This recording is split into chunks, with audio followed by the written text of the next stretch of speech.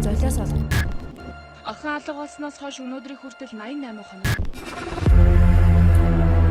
29 настай ОГ хчиг орон даяар ирэн сурвалжилж байгаа. Тухайн сүүлийн 23 жилийн хугацаанд 0-аас 14 насны 20 хүүхэд олдоогүй ирэн сурвалжигдсан байдалтай байна.